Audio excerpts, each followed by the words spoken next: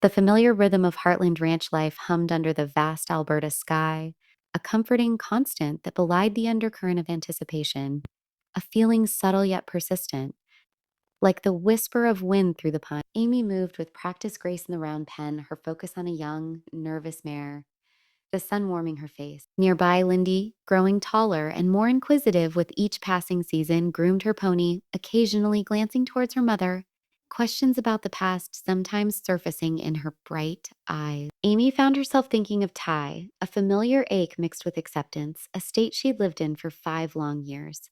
It was then, amidst the gentle sounds of the ranch, the nicker of a horse, the distant lowing of cattle, that a sound unlike the others cut through the air.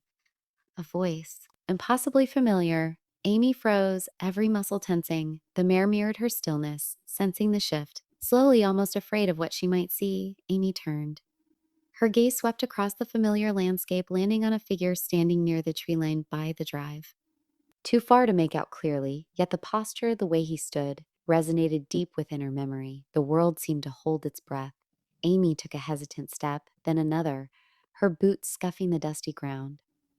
Her heart hammered against her ribs, a frantic drumbeat against the sudden silence. Was it a trick of the light, a cruel phantom conjured by grief? The figure moved, stepping out from the partial shade of the trees, closer now. The worn jeans, the familiar jacket, the way he carried himself, it was all achingly familiar. The camera would linger on Amy's face, capturing the disbelief warring with a desperate flicker of hope. Then the figure was close enough. The face, older, marked by experiences unseen, lines etched around eyes that held a universe of stories, but unmistakably, undeniably, time stopped. No dramatic music swelled, only the stark, stunning reality of his presence. His gaze found hers, a connection instantly reformed across the chasm of years and sorrow. Amy's breath hitched, a shaky inhale that did nothing to calm her racing heart. Tears welled, blurring the impossible sight before her. But she didn't let them fall, not yet. A single trembling word escaped her lips, barely audible. Ty? He offered a small, weary nod, his own eyes glistening. Amy, he breathed, his voice rough, laced with the same disbelief and emotion that held her captive.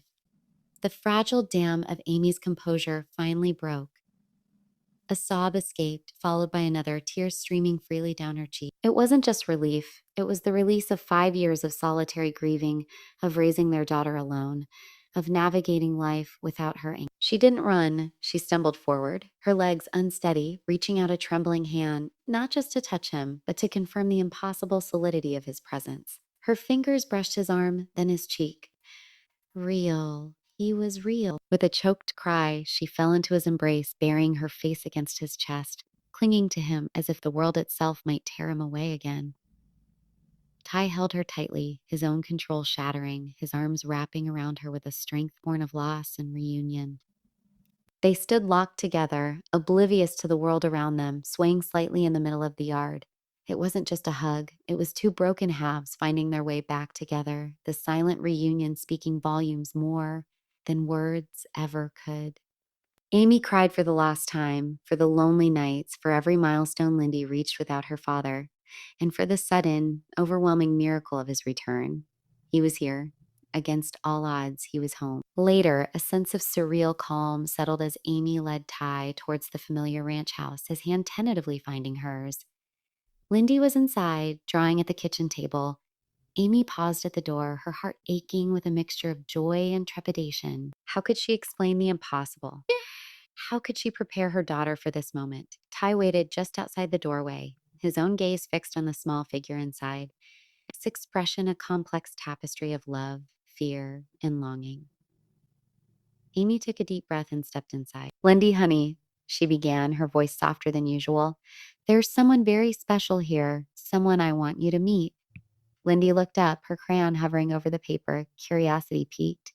She followed her mother's gaze towards the door where Ty now stood, filling the frame. Lindy's eyes widened. She tilted her head, studying the man she knew only from faded photographs and her mother's stories. There was a flicker of recognition, a connection forged through inherited memory and love. Daddy? The word was a question, whispered with childlike wonder. Ty sank to his knees, his arms opening wide, his eyes brimming with unshed tears. Yeah, my sweet girl, he choked out, his voice thick with emotion. It's me. Without hesitation, Lindy scrambled off her chair and launched herself towards him. Nye caught her effortlessly, pulling her into a fierce, protective hug, burying his face in her hair as if to inhale the years he'd missed. He held her as if she were the most precious thing in the universe, the anchor that had guided him back. Lindy's small arms wrapped tightly around his neck, a gesture of pure, uncomplicated acceptance. For her, the impossible was simple. Daddy was home. Amy watched them from the doorway, silent tears tracing paths down her cheeks, witnessing the reunion she had never dared to dream of. The fragmented pieces of her family were slotting back together, forming a picture she thought was lost forever. The bond between father and daughter, instantaneous and profound, filled the room with a warmth that chased away the lingering shadows of grief. It was a moment of pure, unadulterated healing, the kind of miracle that Heartland seemed uniquely capable of nurturing. The quiet intensity of that embrace, the merging of past and present, promised a future, however uncertain, that was undeniably brighter. Word spread quickly through the close-knit family. Jack Bartlett, the patriarch, the steady rock upon which Heartland was built, heard the news from a breathless Lou. His reaction was quiet, internal, but no less powerful. Seeing Ty standing there, on the porch where they'd shared so many talks, Jack felt a jolt, a momentary lapse in his grounded view of the world. There was no rush of questions, no immediate demand for explanation. Instead, Jack simply looked, absorbing the sight, the years falling away and rushing back all at once. Later, sitting side by side in the familiar living room, the fire crackling softly, Jack spoke, not of the impossible, but of the enduring. This place, it holds on to people, he said, his voice gruff with emotion, his gaze steady on Ty. You were never truly gone from here, son. Your spirit lingered. He didn't press for details of the lost years. The hows and whys could wait. What mattered was the presence, the return.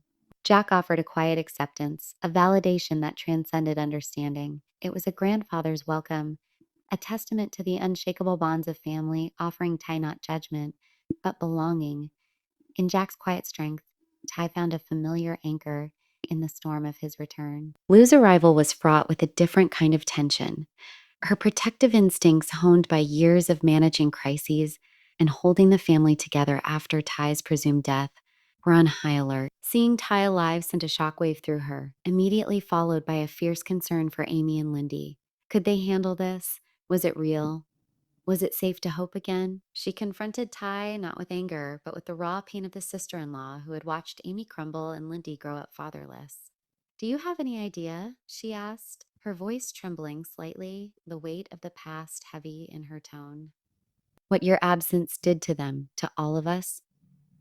There was a deep need to understand, but also a fear of reopening wounds that were only just beginning to scar over.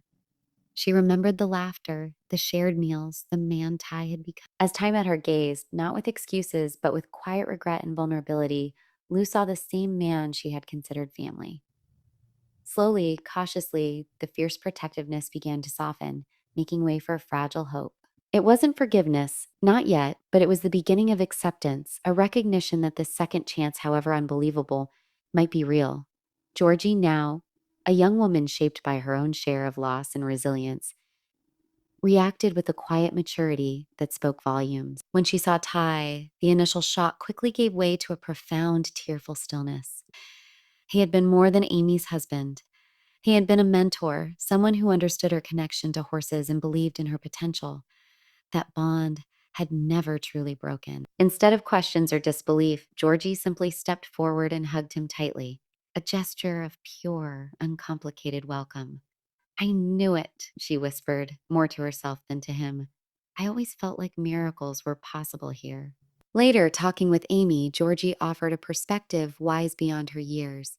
Maybe he could only come back when we were all strong enough to handle it, strong enough to let him back in, without falling apart completely. Her reaction wasn't just about Ty's return. It was a reflection of her own journey, her own strength, and her unwavering belief in the enduring power of the Heartland family.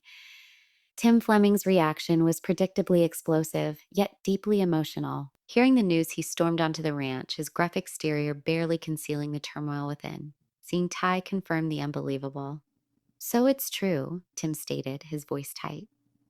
Ty met his gaze steadily. I never wanted it to end that way, Tim, Ty admitted, the words heavy with unspoken history. The silence stretched, thick with the ghosts of shared grief and complicated history. Then Tim's voice cracked, the anger giving way to raw pain. You left a gaping hole, Ty, in Amy's life. In your daughter's life. Ty didn't flinch. I know, he replied softly, but with conviction, and I intend to spend every day I have left trying to make that right. Tim looked away, scrubbing a hand over his face, battling his own emotions. After a long, charged moment, he turned back, stepped forward, and pulled Ty into a rough, brief hug. That's all I needed to hear, Tim mumbled, turning away quickly, the gesture speaking volumes, more than any lengthy reconciliation could. As twilight painted the sky in hues of purple and orange, Amy and Ty found themselves alone near the round pen, the place where their journey together had truly begun. The air hummed with unspoken questions, with years of heartache and longing. Finally, looking into Amy's eyes, Ty began to share fragments of his ordeal, not excuses, but glimpses into the years of separation, the fight to survive, the constant aching pull towards home. Every single day, Amy, he confessed, his voice thick with emotion, I thought of you, of Lindy, but I couldn't return until I could be the man you both deserved. Tears streamed down Amy's face as she listened, her heart aching with empathy and the enduring power of her love. You were always enough, Ty, she whispered, her voice trembling. Even when you were gone, a part of me never stopped loving you, never stopped waiting, even when I didn't know I was.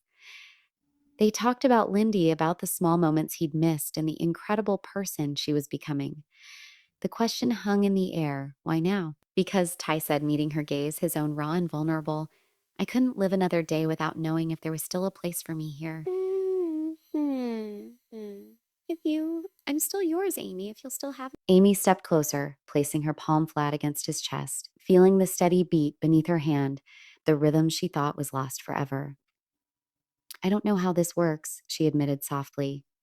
I don't know what tomorrow looks like.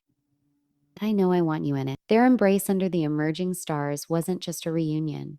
It was a reclaiming, a profound healing, two souls scarred but not broken, finding their way back to the love that had always defined them, waiting patiently, like Heartland itself, for their return home